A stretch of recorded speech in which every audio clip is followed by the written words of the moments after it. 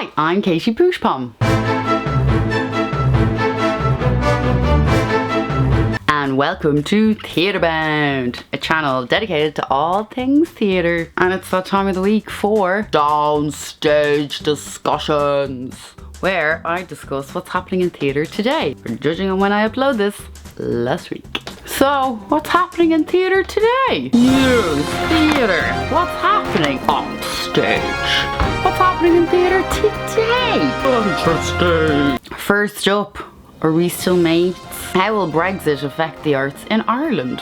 After, that whole Brexit thing happened, a lot of Irish theatre makers have been curious to find out how difficult is it going to be to travel to the UK for work. So what are the main worries of Brexit with regards to the theatre makers in Ireland?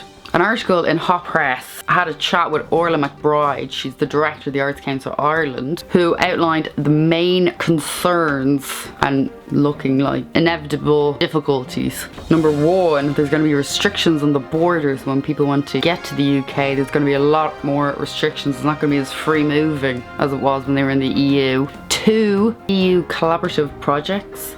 That because obviously they're not in the EU anymore, so they won't be in the projects, and that's actually going to affect their arts as well. 3, getting tax rebates, money, definitely going to be an issue. And 4, currency exchange. Because of the huge fluctuations in the sterling, nobody can estimate that into their theatre budget, so nobody really knows how that currency exchange is going to go now. So will Brexit affect the arts in Ireland? I don't actually know. Every article I've read, they keep on throwing out a lot of ideas, but no one's really pinning anything down. It's very confusing. And well, obviously nobody can give you an actual factual answer to that because, well, you'd have to be psychic. Maybe in the future it goes ridiculously, swimmingly well. You never know.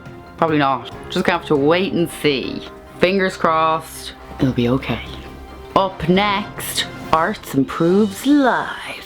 There was an amazing article on Creativity. It was in their topmost read articles of 2016 of how art improves lives. That art isn't just entertaining, but it actually genuinely improves people's lives. Well, how does art improve people's lives? You hear about people throwing it around all the time, but does it actually improve people's lives? In the article, it outlines that it's still a work in progress, that a lot more work has to be followed and included. It discusses how the arts actually improves a person's mental well-being or life satisfaction. I'm going to leave a link in the description of this article. It's amazing. It's very good. It also points out facts how it can improve the lives of older people. Art therapies contributes to positive clinical outcomes such as anxiety and stress for patients. Arts participation in early childhood promotes social and emotional development. It's a great article for artists to read, to really hone in on the audience. Who are they trying to make the art for? How are they trying to do it? Up next,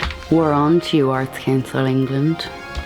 Some very, very clever eggs have been researching Arts Council England's strategy and have suggested to create a new system to incorporate more diversity into the arts, particularly for young people. Researchers found out ACE didn't actually have any system for monitoring diversity of young people in the arts, and they asked them to create a straightforward system for collecting data be developed, one which addresses varying and overlapping requirements set by different funders and suggests monitoring and reporting diversity data be made an actual requirement of funding. Basically, these researchers have taken note of ACE's strategy for their art on what they're going to commit to and how they want to incorporate diversity that has been outlined in their 10-year plan. And these researchers, they're just simply asking ACE to act on their plan. Sounds reasonable. One part of their plan is making art for young people.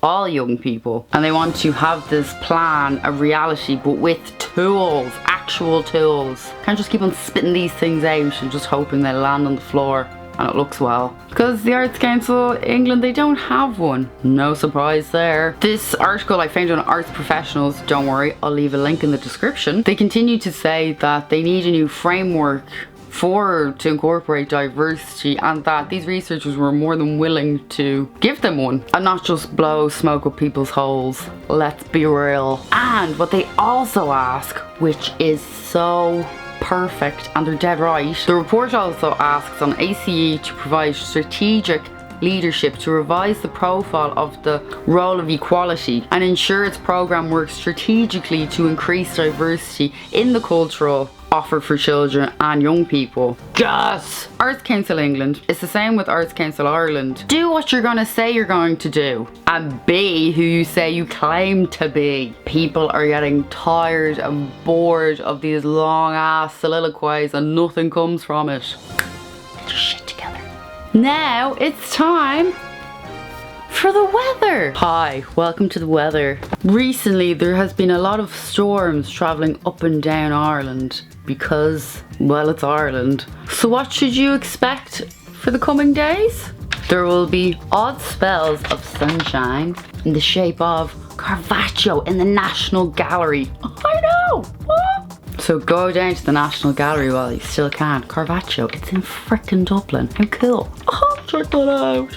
Then, as the sunshine begins to fade away, expect some rain and some storms in the shape of Shackleton in the Project Arts Centre by Blue Raincoat Theatre Company. Shackleton is about Ernest Shackleton's story of endurance on the Antarctic's icy Weddell Sea, involving visual footage and puppetry. Such a specific story. Go check that out. Should be a play. I don't know.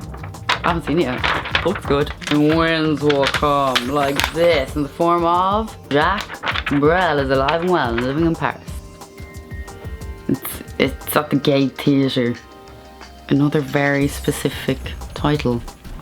It's a play about the songs and passions of the Belgian songwriter Jacques Brel.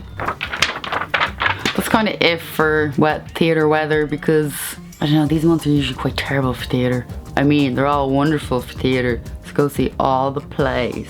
Theatre-wise, museum-wise, it's amazing. So go check out the museums. And that's the weather. And finally up, the World Theatre Map. Hellround.com have developed and are launching a World Theatre Map in collaboration with the Global Theatre Initiative. It's a giant directory listing all of the theatre makers from all around the world, their skills, who they are, and they have online resources of theatre information. It sounds amazing. I'll leave a link in the description. And they want theatre makers to get involved by including their own information in the directory. Be sure to include your details and be sure to share it everywhere. Thank you so much for watching these images and sounds. Don't forget to leave a like, maybe a comment. I'd love to hear from you. What are you up to in theatre land at the moment?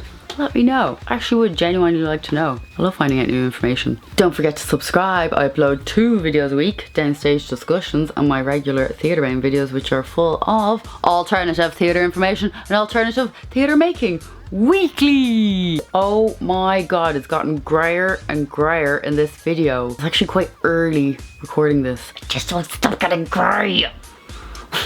Bloody Irish weather. Thank you so much for watching. Bye. Hopefully I'll see you when it gets sunnier.